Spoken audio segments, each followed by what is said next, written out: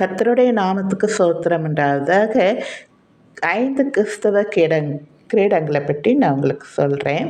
அதாவது நம்ம பூமியில் நல்ல வழிகளை எல்லாவற்றையும் கடைப்பிடித்து நம்ம பரலோகத்துக்கு போகும் பொழுது ஆண்டவர் நமக்கு இப்படிப்பட்ட 5 விதமான கிரீடங்களை கொடுக்கிறாராம்.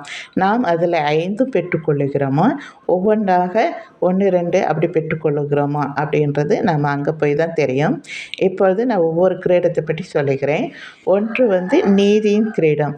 அது எதற்கு கொடுக்கப்படுகிறதுனா, நல்ல போராட்டத்தை போராடி ஓட்டத்தை முடித்தவர்களுக்கு கொடுக்கப்படுகிறது. அந்த வசனம் எங்கே இருக்குன்னா 2 தீமோத்தேயு 4:8 இருக்கிறது.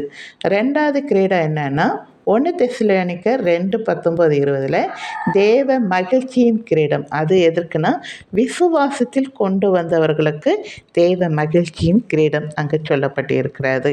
3வது பார்த்தீங்கன்னா ஏசாயா புஸ்தகத்தில் 62:2-3 அலங்காரமான கிரீடம்.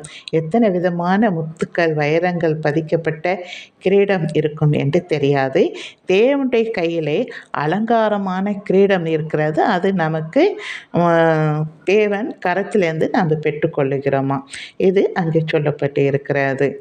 பிறகு பார்த்தீங்கன்னா 1 பேதுரு 5:4 மகிமையுள்ள வாடாத கிரீடம் என்று சொல்லப்பட்டு இருக்கிறது. ஃபஸ்ட்டு மகிழ்ச்சியின் கிரீடத்தை பார்த்தோம். இப்பொழுது மகிமையுள்ள கிரீடம் என்று சொல்லப்பட்டு இருக்கிறது. இது ஒரு மேய்ப்பர்களுக்கு கொடுக்கப்படுகிறதை பார்க்கிறோம். பிறகு வெளிப்படுத்த 2:10 சொல்லப்பட்டு இருக்கிறது ஜீவ கிரீடம் என்று. இது எதற்குனா மரண பரியந்தம் உண்மையாக இருந்தவர்களுக்கு, அதாவது இரத்த சாட்சியாக மறிக்க நேர்ந்தாலும் அந்த இடத்துல சோதனையை வென்றவர்களுக்கு ஜீவ கிரீடத்தை ஆண்டவர் கொடுக்கிறாராம். எனக்கு அன்பானவர்களை, இந்த 5 கிரீடமும் அழகாக இருக்கு இல்லையா? ஆனால் நாம் இங்கே சும்மா பார்க்குறோம். ஆனால் பரலோகத்தில் எப்படி இருக்கும்னு என்று நம்மளுக்கு தெரியாது இல்லையா? 12 விதமான விலை உயர்ந்த கற்கள் இருக்கிறதாம்.